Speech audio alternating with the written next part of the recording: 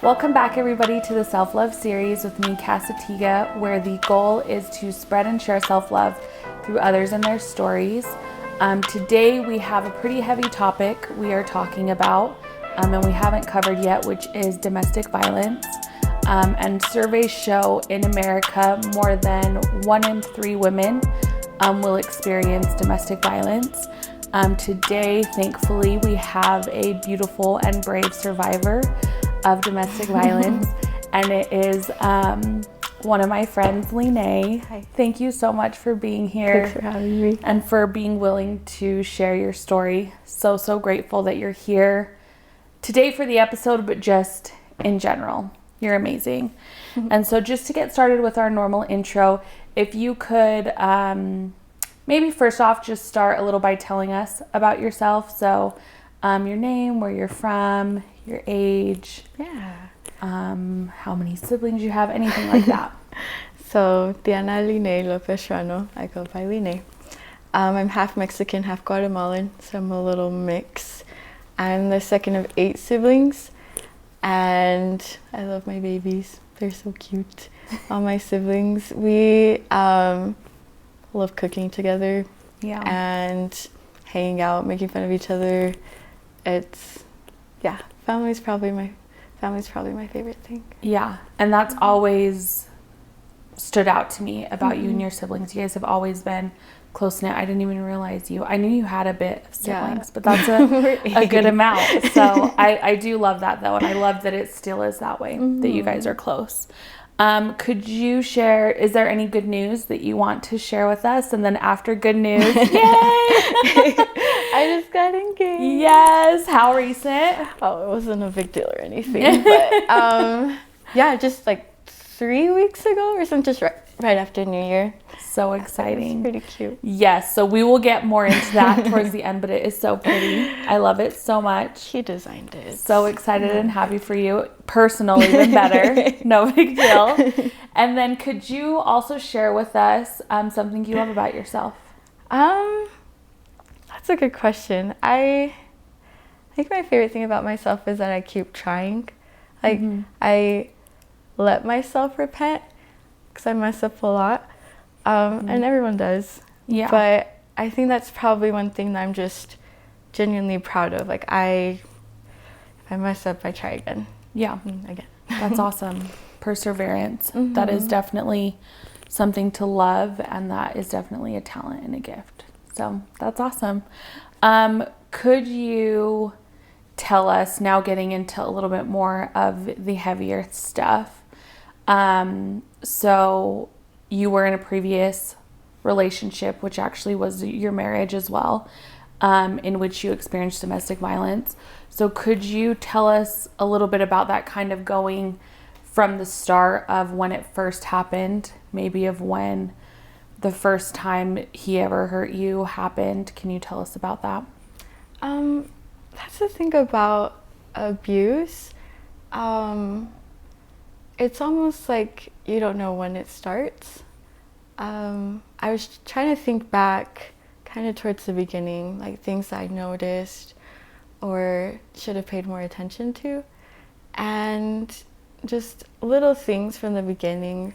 I remember one time I was sick, so I didn't have any makeup on, felt as good as I looked. And then he just kind of looked at me and like sat me down, looked me in the eyes, and made me promise him that I would always wear makeup. Oh my gosh. And I was like, was this when you were dating? When we were dating. You're like, what the heck? I'm like, bro, I'm sick. Yeah. I don't want my makeup.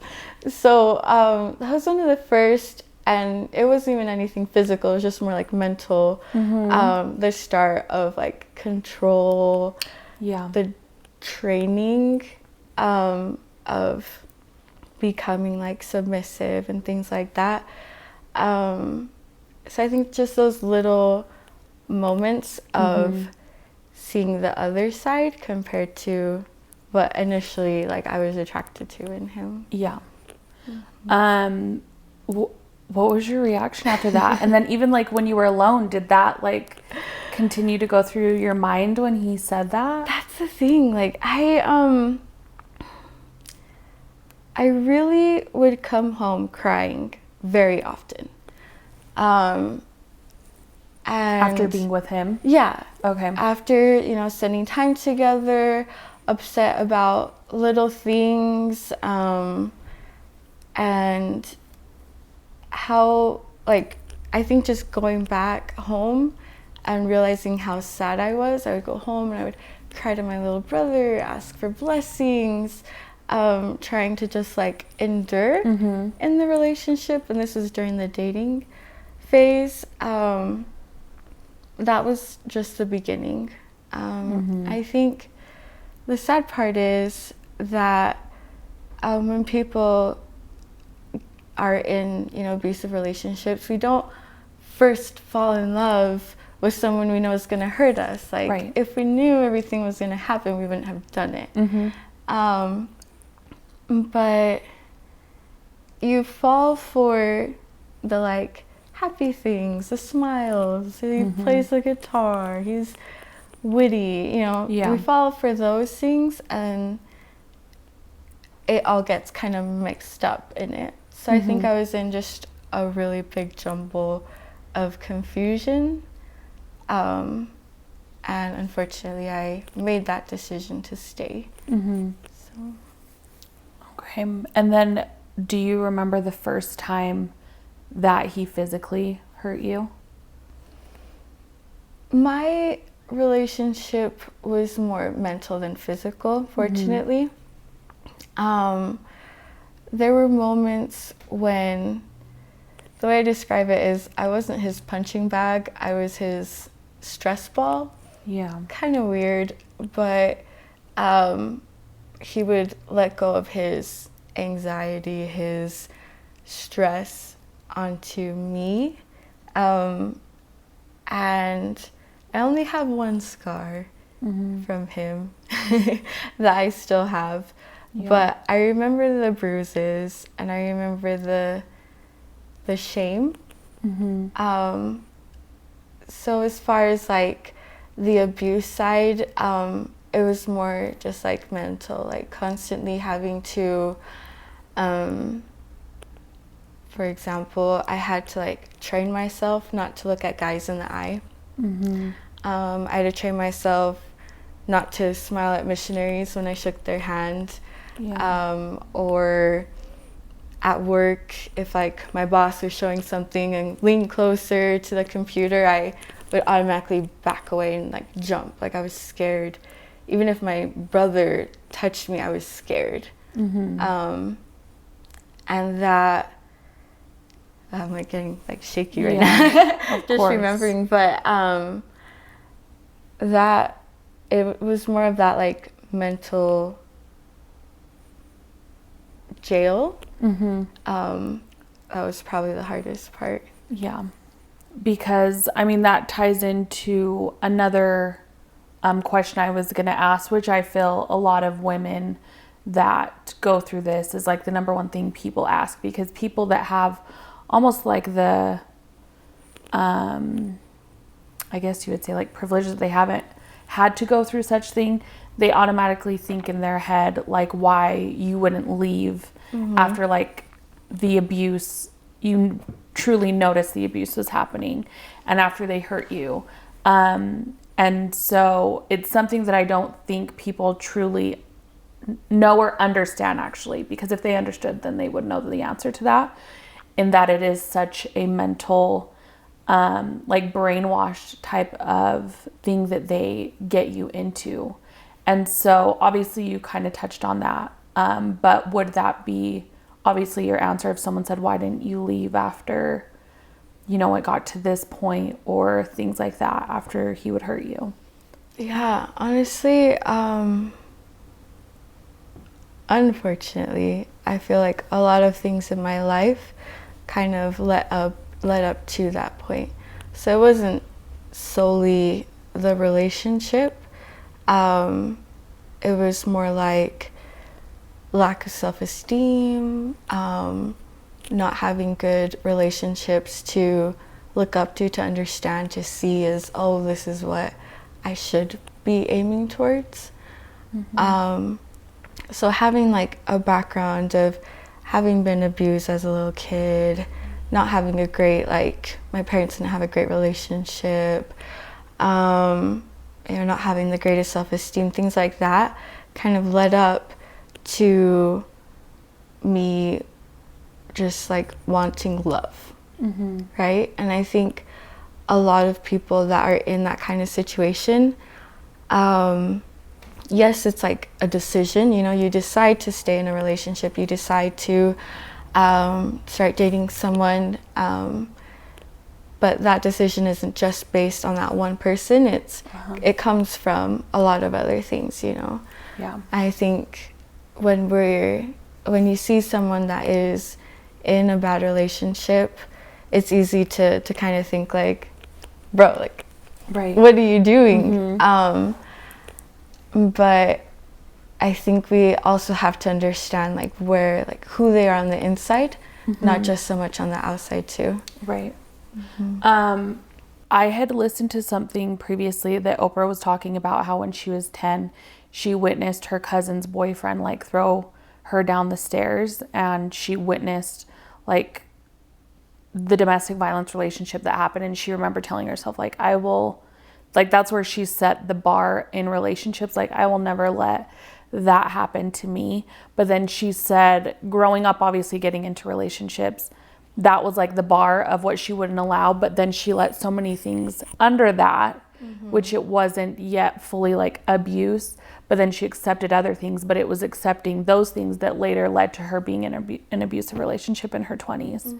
And so just like with what you brought up, a lot of times it stems from traumas that you previously endured prior to that makes you a little more susceptible to then entering into that type of trauma. Is that kind of what you're... Yeah, for sure. And like, I mean, human beings, all we want is to be loved. We want to love, we want to be loved.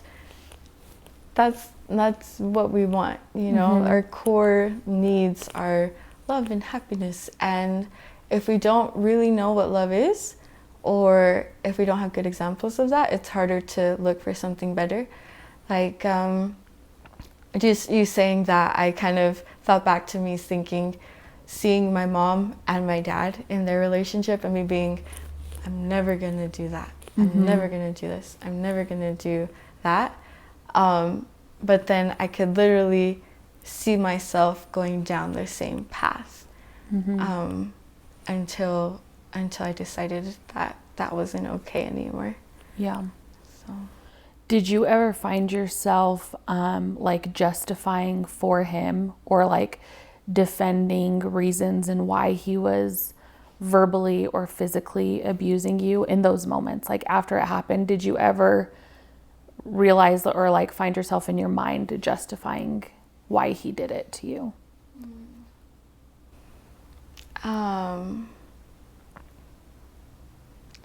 I think I always knew that it wasn't okay.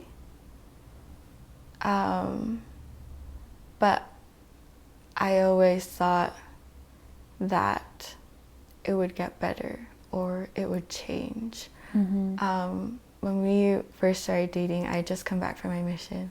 And so I spent a year and a half loving people and, just trying to do good. And I just had this like idea, like love conquers all. Yeah. That's all we need. We just need to love people and it'll all be okay. And so when there were situations where I didn't have the spirit with me, or I wasn't happy, or I was sad, I almost made it like less about him and more about me, in the sense of I wanted to help, or I wanted to love him so much that he wouldn't have those pains, because he as a human being had his own issues, his own childhood traumas, things that he had gone through.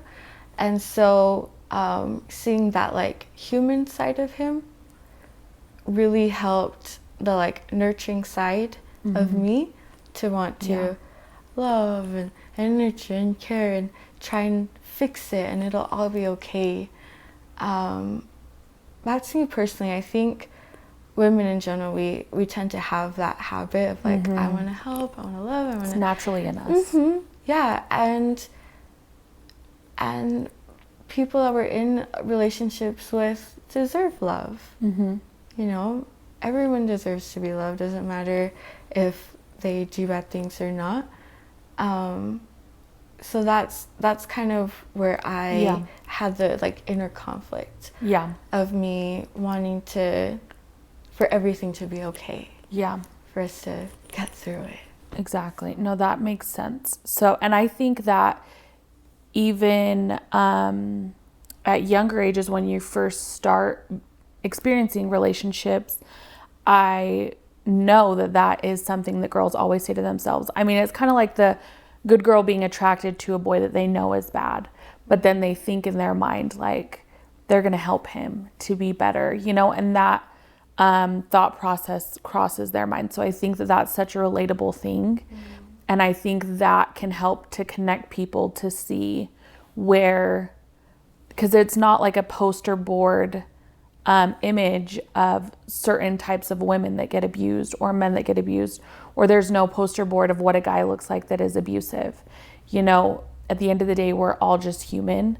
And I think you bringing that up, I love that you did, because it shows just that in itself, that you're human and you just found someone that you felt you loved and you saw where his struggles were and you thought that you could help him, and that's why you justified, you thought that it would get better and he would stop, that you would be able to kind of heal him from his hurts, which was why he was hurting you. So thank you for bringing that up. What are some of the things, and I mean, you don't need to say all of them, but because you had said how a lot of it was heavily like mental abuse.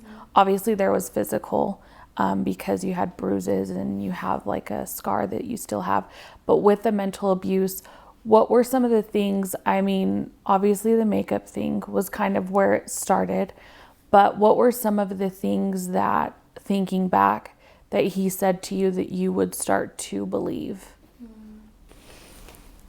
I mean, it's all the things that like your aunties will tell you when you're growing up. Like, people say, once a cheater, always a cheater. Or it doesn't get better after marriage, it just gets harder. Right now he's acting his best, so, you know, watch out. Like all those little things. So basically you're asking like what to look out for, right? Or well, what were some of the like abusive things that he would say to you that that you started to believe? He would accuse me of cheating on him All the time. all the time. I had a black dress on one time and it had a little bit of white, and maybe this is not PG, but he's like, whose semen is that? Who are you with? Why is your hand, why are you dirty? Like, what did you do? I couldn't, at first it was, you have to put on makeup so that you look good. But then later on, like years down the road, I put makeup on one Friday, just wanting to like look good for him. And I got in so much trouble. Who are you looking good for? Who have you been talking to? And also being estranged from my family. That was a big one for me because he knew they didn't like him. He didn't like them because they didn't like him. And I was caught in the middle. And at that point, I was just trying to survive, right? I was just trying to hold on, function. And so it was easier to let my family go than to fight. And so just like little by little, making it all about him, all about his family, all about this life, and not being able to enjoy my life with like others, with like my family and friends. That was another big thing that really affected me. And then I think just general lack of respect. He would make me feel guilty for things I had done in the past. And that, that really hurt me as far as like already having bad self-esteem, already like feeling bad about my own mistakes. And so him making me seem less because of the things I had done, instead of us helping each other and building each other up, it was also a big factor, I think, in just like accepting the new rules. Yeah. If that makes sense. No, that makes total sense. So the question I wanted to ask was, now where you are now, seeing the relationship and how you notice those things that were hurtful and that he did to you that were mentally and physically abusive, but you thought that you could help him or make him better or make him happier to not be that way, versus your relationship now, and finding love again. Are you able to notice a difference in how they feel from like an unhealthy, being able to see your previous unhealthy relationship to now? Yeah. Therapy. A lot of therapy. Yeah. I think I just had a different mindset before, to be honest. In my culture, there's this word called machismo. Basically, it's like man rules all, women is the maid, cleaning, taking care of the babies. And just having like all these different like cultural things along with where I was raised, my life, whatever. I definitely had a certain mindset. Right. And for example, we were taking an institute class, and at Cycling College they have like lots of little posters. Hey, it's almost time. You have to get your parking pass, or else you're gonna get a ticket. He got a ticket, and he blew up. It was the scariest thing. Yelling at the little old secretary who gave him the parking pass, so upset about a $10 ticket. And it like, I remember trying to tell him like, hey, calm down, like it's not a big deal. And then just him blowing up on me, how it is a big deal, how everyone should know. And just that like weird, angry, sad experience. And me going home and telling my mom, and her saying like, oh yeah, he's totally justified in doing that. And I think, that comes from her having also a father that's man of the house. His opinion's the only one that matters. And so going from that kind of mindset to accepting that kind of behavior to now, I mean, no. You know better. It's not okay. It's not okay. And not normal. It's not normal. And I think I've just, comparing, now having that kind of experience, it really just helps me analyze. And as soon as I see a red flag, I'm like, no. Like, I'm not about... Exactly. I'm not going to let that happen again. Because, I mean, I know better. I feel like I did know better then. But now I have like a real understanding of that, and you have a different strength for going through that, surviving through it, to where now you're like, I've already been through all of that. I'm not going to accept that. I'm not taking it back. Exactly. So that makes sense. So the next question is, did anyone know while the abuse was taking place? And did they try and help? So again, I was like estranged from my family. I only saw them like a few times, and every time I would get together with them, they would make comments, because that's how we deal with problems. We make jokes. And they could see the pain that I was in, and it hurt them too. And the way they reacted was, it was usually the wrong way to react, because when someone's in that kind of a situation, like, you can't make the decision for them. Unfortunately, we can't just like take them and save them and protect them. Like, they have to make their own decisions. So if someone were in that same situation now, like, I have someone in my life that I can see them be in the same situation as me, but me just saying, hey, this is wrong, get out, that's not how you do it. Unfortunately, that's not how to get someone out of that situation. At least it wasn't for me. Mm-hmm. It's more important, at least in my experience, I had to know that I had someone to come back to. Yeah.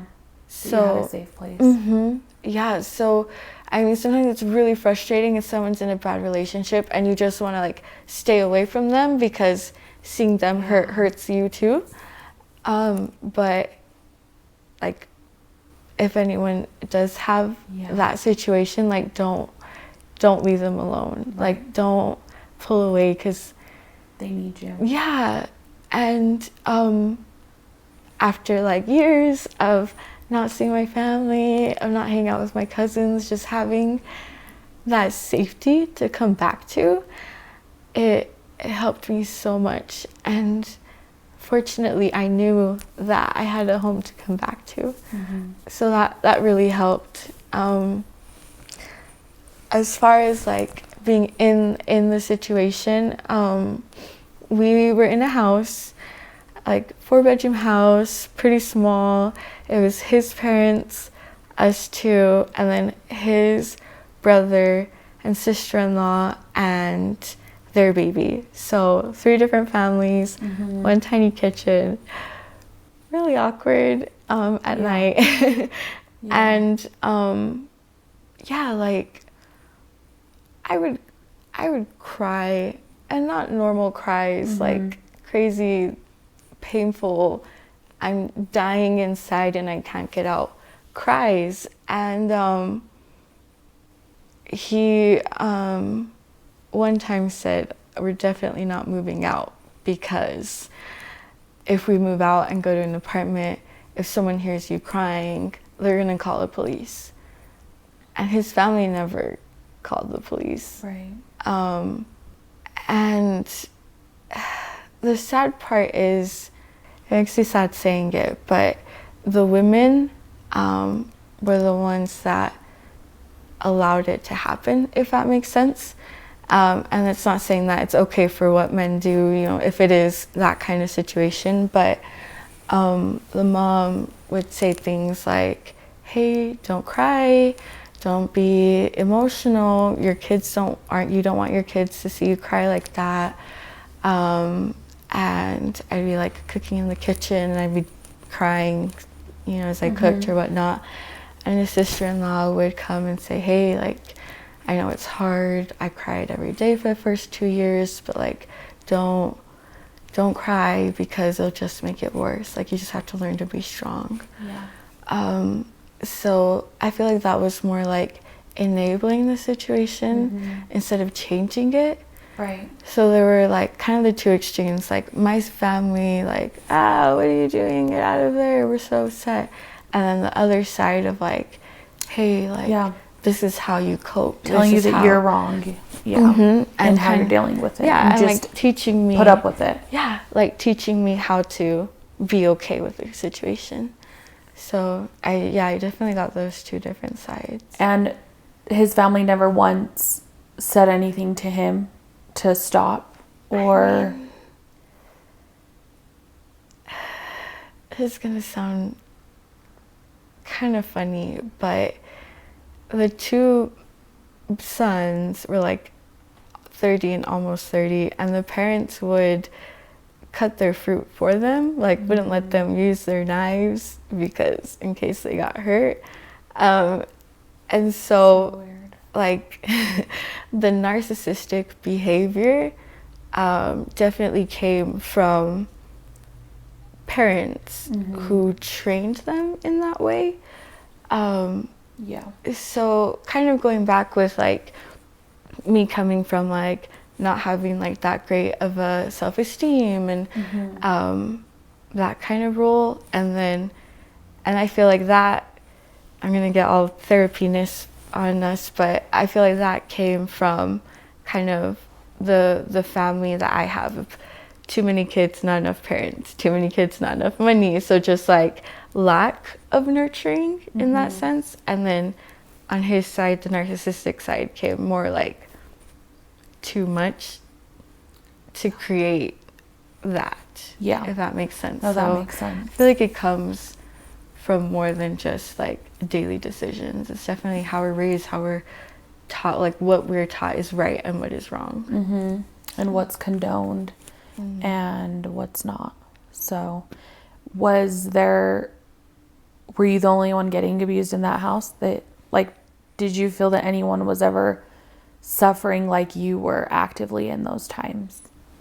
I mean, I feel like well, I guess maybe you wouldn't know because they told you to stop screaming. If they were, I guess they weren't reacting that way anymore. I mean, I would definitely see like the sister-in-law, right? I would see one time she accidentally grabbed her husband's phone instead of her phone, and as soon as he saw her with his phone and her noticing, she drops it, puts it back. I didn't see anything, I didn't touch anything, I promise, nothing happened. And him just like reacting like, that's not yours, don't touch it, who do you think you are? Like, that's none of your business. So little things like that where I definitely saw things that weren't okay, but we were all in it, if that makes sense. And I feel like they chose for it to be okay, along with just the bad behavior as well. So how long did you stay and put up with it, and when do you remember the moment that you decided that you weren't gonna do it anymore and you left? The first part of the decision was the decision to not kill myself. I knew where the guns were in the house. I would hold knives up to myself thinking, okay, I'm not strong enough for this to go, through my ribs. Like, how am I gonna do this? And I was walking around school, hood up, headphones in, not looking anyone in the eye, just a shell, and just deciding like I need help. And so I went to the counseling center at the U, and I just stayed there until I talked to someone, and she made me a pinky promise not to kill myself. And that was just the beginning, I think, of changing my mentality, changing my training, until I was strong enough to make the decision on my own. Because I left him once, so that started in October when I first started really looking for help. And then come January, I chose to leave him, and I spent a week with my family, and it was the best, and I was so happy. But marriage and relationships, they're so special, no one gets married thinking they're gonna get divorced. No one wants to be in a relationship knowing it's gonna end like that. That's not what we want love. And so I went back, and I was like, okay, I'm gonna try my best, and we're gonna make this work. I had to prove to myself that I had done everything that I could, or else I probably would just have felt guilty for leaving. So once I really felt okay, I know I did my best and it's not working, then when he forbade me from going to my brother's wedding, I had come back from the temple, and I was trying, get him to come to the wedding with us. And I wanted to go a little early to help set up and things. He wouldn't let me go. He's like, no, our room is dirty. you have to stay here and clean, or you're not going. And just like, just that situation, I feel like I finally like got my priorities straight, or at least allowed myself to defend what I thought was important. And so that's when I told him, okay, you either come to the wedding or I'm not coming back. You said it to him? I texted it to him. Oh, good. I was like, that's brave. I'm glad you did, but... I left and then I texted him, and then I didn't go back. Oh, so that was it? Yeah. You left to the wedding and then you never went back? What did he respond back when you texted him? He never texted back, and he didn't show up. I mean, I snuck into the house once to grab some like underwear and clothes, and then the second time I came back was he had already packed up all my things, all my cheap things. He kept all the expensive things, and I just put it in the car and left, and that was it. But yeah, I think like deciding to get help, building myself up until I could make the decision. Right, because I feel like you getting the help made you realize, like through talking to somebody else, what things weren't right and what was a lie and what wasn't going to change, and just that it wasn't good and it wasn't where you were supposed to be. So then when it came to what was really important to you, and he said no, then you were just, that switch flipped of just being like, okay, no, I'm not doing it anymore. That matters to me. If I mattered to him that way, he would come because he knows it's important to me. And so definitely I feel like it had to be fully leading up to that moment of you to make your own decision on something smaller, because people, again, that are naive to ever experiencing that type of situation, so they don't know, they would think that you leaving would take, and maybe for some women it is, like a time that you were beat up really bad or something like that, and that would be your moment. But for you, it was just, if you don't come to this that's important to me, then I'm done. And I'm grateful that was it, and that's when you left. And that's a great way to end it, of you just being able to be with your family and be there. So thank goodness. With that being said, you left. How do you overcome the anger and the hurt of being a victim of domestic violence? And maybe we'll just start with that. How do you feel that you overcome that? I know you brought up therapy, so do you feel like that's the big key? And lots of crying, and lots of allowing yourself to feel. I don't know how to explain it. When you're in, a marriage, a relationship, you it's something that everyone wants, right? Yeah. And with that ending, you have pain. Like, you genuinely feel grief. Even if it wasn't a good situation, you're genuinely going to feel sad that it ended, that it didn't work, that person that you loved is not there anymore. Even if it is just physically or emotionally or whatever. So definitely a lot of crying and just feeling the pain, and letting yourself hurt, because it does hurt. And then honestly, I feel like a lot of people can tell you this, that finally get out of a situation like that, you kind of feel like you're Superwoman. Like, you feel so strong. Yeah. Like, no one can hurt me any worse than I've ever been hurt. No one can say anything worse to me than I've already been told. Like, I can do anything, right? You have that, but it doesn't last very long, unfortunately, because there are a lot of broken things that you have to fix now. So just a lot of working on myself. And that's the thing in tying it into self-love, is just like with what you just said, Of course, after we overcome something, our confidence level is going to be sky high because we just overcome something that we were focused on trying to overcome. So when it finally happens after all this practice and all this time, we do feel super confident. But confidence and self-love is like a muscle, and it's something you always have to work at. There's going to be times where it's going to feel at its highest and its peak, and you're going to feel super strong with it. And then there's going to be times where you literally feel like you're back to the beginning and have to build yourself up again.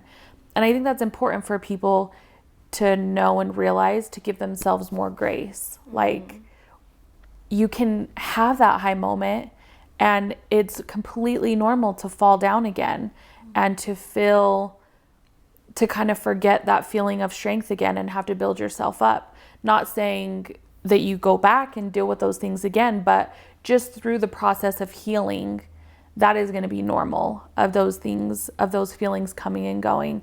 And just that you have to trust and have faith that as you continue to do those things that are healthy for you, the healing will still come. Do you feel like that rings true? For sure. For you?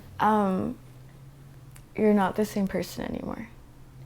So I spent some time actually trying to go back to who I was. And who I was before was just like bubbly and happy and, like carefree and all these different things. And then I turned into this like empty shell. And then I had to figure out who I am now, because I am different. I did experience something really difficult, and I'm better for it, I feel like some people go through hard things because they have to either, be more humble or be stronger, or, we are all learning. This is all a learning experience. So I went so long without feeling anything to getting to a point where I actually like started laughing again. And the first time I heard myself laugh again, I don't know, like a month or something after, it was weird. Like the sound of my laugh was weird. Yeah. Your own voice. It was weird. And I like recognized, I was like, oh my gosh, like I am happy. This is weird. And like feeling love and that joy, like I had to relearn who I was. And that's why I started like writing again, because I hadn't written in years. And when I started like, oh, I'm gonna like go back to drawing, go back to painting, go back to going to the gym, these things, I had to like relearn who I am. Yes. Which is kind of scary and hard, but it's also a beautiful journey considering all you've been through. And with that, and you bringing up getting into writing again through your healing, I just wanted to read a section from your amazing blog. And this part just talks about kind of part of your healing process. And it says, in Guatemala, I did a heel touch treatment where my great uncle helped me to let go of the negative emotions my body had stored for who knows how long. As he focused on certain pressure points, he would ask things like, you don't like to eat, do you? To which I responded, no, I still fight anorexia. Or, what happened when you were 13? My response being sexually abused by my grandpa in a church building. We would focus on whatever uncovered a negative emotion and did different mental and emotional exercises to finally let it all go. His usual sessions last about 3 hours. Mine lasted 11.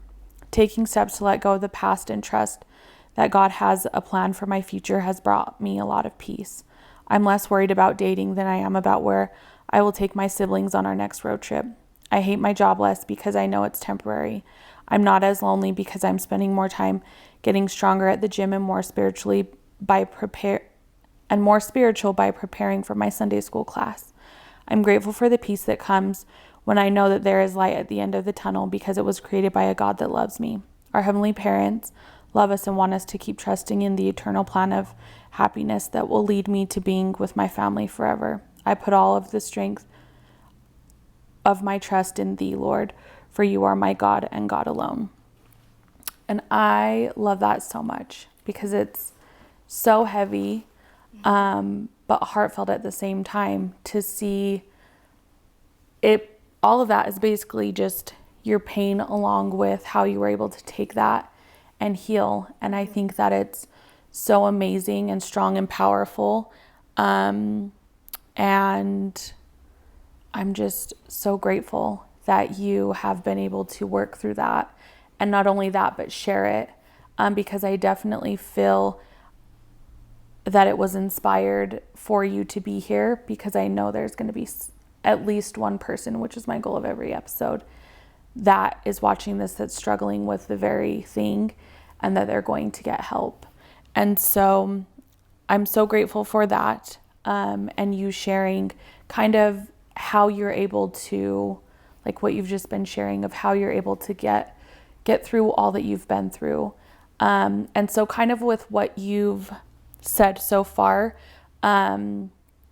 maybe just restating of what self-care through abuse looks like to you. I think it's still love.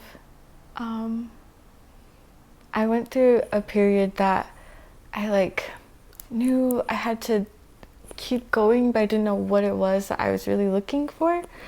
And I kind of just felt like I was stuck at a standstill. I didn't know how to keep being more happy. And one thing two things. One is love, right? If you're out there and you're sad and you're hurt, know that you're loved. God, Allah, the universe, whatever it is that you believe in, you are loved. I think that right there, just choosing to love yourself and choosing to believe that you're loved and choosing to feel it is the first step, because then you can do the things that make you happy, which sounds really simple, but I mean, it just kind of comes down to thinking about, okay, who am I as a human being? What makes me me? Yeah. Without all the bad, without all the drama and pain and scars and whatever, without all of that, what makes me happy, and what can I do to make that person grow? And I think doing that is just the second step, loving yourself, and then doing those things that make you happy, and you can do to help other people too. I love that. Love that so much. So what does self-love mean to you? Because I know everyone kind of has a little different of a definition. What is that to you? I love love. Yeah. I think self-love is really just letting yourself be yourself. It's definitely something I'm still working on. I think it's less about making excuses for why you're in a situation and more about making decisions to change it. So you can be the person that you want to be. I mean, if we were all perfect right now, we wouldn't be here. But if we are here, it means that we have other people that can help us, and we can help other people. So I think that love of just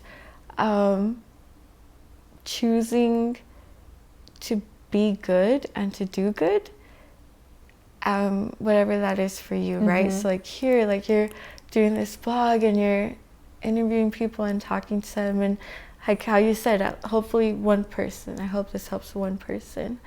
That one person also has another one person that they can help because of what they've gone through. So I think love is just being that person that you are, even if it's hard. And even though if it's kind of scary. But we all know, what our perfect like potential is. Like we know that, we can feel it. Yes. So it's really just doing our Yes. best and becoming that. So the last thing with this topic is, what advice would you give to somebody that is currently in an abusive relationship? Again, you are loved. Yeah. I think that is probably the biggest thing. Making that decision to get help is hard, and it's scary because then you're admitting that everything is real, and that's also pretty scary. If I were to go back and just look at myself before and to avoid everything, it would really just be like, hey, you need better self-esteem, you need to love your body, you need to love your mind, you need to love your soul.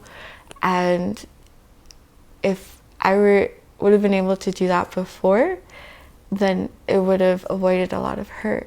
But I'm glad, obviously, for my experiences, because now I know who I am. And now I know what I am willing to accept and what I'm not.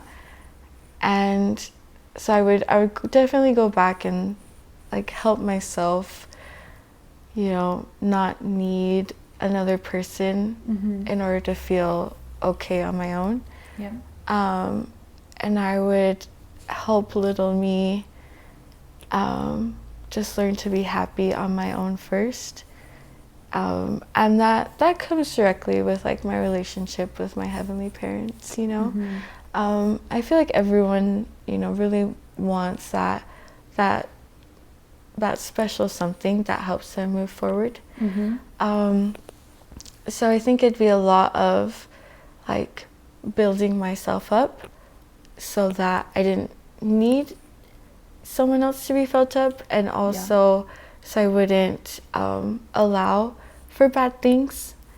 And if I were to go back to me in the middle of the whole situation, like when I think of myself back in that time, I picture myself inside the closet on the floor, rolled up in a ball, crying and using one of my clothes to like wipe away my snot. And I would definitely look at that person and let her know that it's all going to be okay. There really is light at the end of the tunnel, even though you're in the darkest of nights. Even though it feels impossible, even though it feels like everything is broken and there's no point, there is a point. There is someone in the world that wants you. And there are people that love you, whether you can see it or not, and whether you can accept it or not. And just keep having the faith that that you'll get through it. But faith, it means more than just like accepting the situation. Faith means action too. So maybe you're not ready now, or maybe you are, but act. Love yourself, love others, and it's okay. Like the bad things that happen to you, or maybe the bad things that you've done or are still doing, I think that too, take it for what it is, learn from it, and keep going forward. We don't have to keep pushing ourselves down anymore. We can accept we did something bad, or accept that we made a dumb decision, and keep going. So I think that is pretty big, like just love. Yeah. And so with that being said, you've now found true and healthy love after heartbreak and abuse. And so tell us a little bit about that. Now we can be happy and lighthearted. How did it happen? Where did you meet? Mutual. Was it easy getting like back into it? Like, did you get scared at all? Like, once it hit you, like, I love this man and I feel like I could marry him. Did that scare you at all because of your past? Oh, yeah. Okay. So we met through Mutual, which is an application. And I swiped up and he swiped up and we went on a date. And like from the first date, it was so cute. We like went out to eat Asian food, of course. And we both stood up and like literally at the same time, we were both like, leg date. And then we're like, hey. And so just, I mean, like right off the bat, like we just clicked, which is, he's so cute. I love him. Honestly, I mean, no one's perfect, obviously. So I really like have taken a lot of time, like, okay, these are all the amazing things about him. And then I'm like, these are my insecurities that come from my insecurities, right? And so kind of as a side note, dating, like starting to date after being in a really rough relationship was weird. Yeah. But I almost felt guilty for comparing people to my ex. And thinking like, oh, you know, comparing this and comparing that. But the nice part was that I could see red flags and I was like, nope, you remind me of him because of this. Okay, bye. Yeah. So that was really nice. And so all those like insecurities and fears and everything that I had, I would look at him and he was the opposite of all of that. Yeah. Right? He was so nice. And he is so nice. Yeah. And we really don't take into account like, oh, they're nice. They treat me well. Like, it's honestly a really important thing, which is so dumb. Like, you would think we would know that. Being kind is pretty crucial. You would think we would know, but a lot of times we don't. Like, one time I had the worst advice I've ever been given. I'm not going to say who gave it to me. She looked at me and she was like, you know what's really important? For the man to be really attractive. Because then, if he's mean to you, at least you can think, but he's attractive. It's not okay. Was that an older ethnic woman? An older ethnic woman. Hey, how did you know? I could just hear that same thing being said in my culture. How did you know? It's not okay. It's not. Be with someone who makes you happy. It makes me sad that the older generations, especially women, that they find those things to be normal and acceptable. It's heartbreaking. But we're changing that from here on out. We're changing it. No we more. love the nice guys. Yes. Because they're kind and we feel safe. And it's okay to feel safe. It's okay to feel loved. That's what's normal. Yes. Kind, safe, love. Those are normal feelings. And it's a good thing. Not anxiety, sadness, hurt. Fear, shame, like all those things. Like, those are warning signs, girls. If you feel those, that's not it. Run. Not love. Love is that sweet human that wants to be happy and does everything to help you be happy. And you do the same thing for them. Yes. I love that so much. And that has to all stem from putting in the work within yourself to be whole on your own. Just like you had to do. And of what you shared, your advice would be is doing what you need to so that you feel full, because you can't pour with an empty cup. You can't pour into somebody else when you have nothing in you.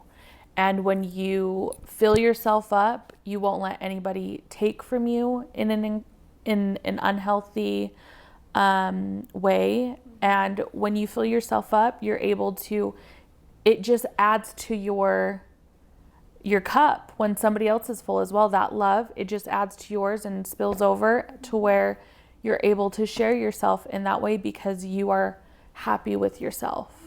So I'm so happy that you have that. You deserve all the happiness. You're amazing. And even just, I also wanted to bring up, if we have any younger girls that may watch this, and you brought up of looking back prior to you being in that situation and telling yourself to love yourself more, to love your body, all those things. Me knowing you prior, because we know each other from school. Forever ago. Yeah. And like always remembering you're so beautiful. Your body was always perfect to me, and other people looking in. So to me, I would never even think, that you had any of those negative feelings about yourself. And I bring that up just for girls, especially because we are so hard on ourselves. We naturally have the nurturing, loving side of us, but we also have that criticism of ourselves. And so just for the women out there, the girls, sisters, just like be nicer to each other. Like, even if someone seems so confident, like they are not struggling, we all struggle. And show up for other women, be nice. Let's just lift each other up instead of tearing each other down, because everyone is just trying to love themselves more. And that's why I think self-love is so important and needs to be talked about, because regardless of what the issue is, I honestly feel like self-love can help us overcome those things. And self-love coincides and is tied to our relationship with our Heavenly Father, because we know that we come from Him, we're daughters of God, and that we were brought here for a divine purpose. And so thank you so much for sharing your journey in what you've been through. You're so amazing. You are Superwoman. Don't ever forget it. If you've watched this and you are currently going through an abusive relationship, get help, ask for help whenever you can. There is the domestic violence hotline, which we'll include in this video, that you can contact and reach somebody, whether it's through your work or school, to reach out to a therapist, similar to like what Leanay did, whether it's at church, somebody that you can trust, a professional that can reach out and help you get the help that you deserve. You deserve to be here. You are loved, and you can get through this. So thank you so much for watching, and we will see you next time. You are loved. Yes.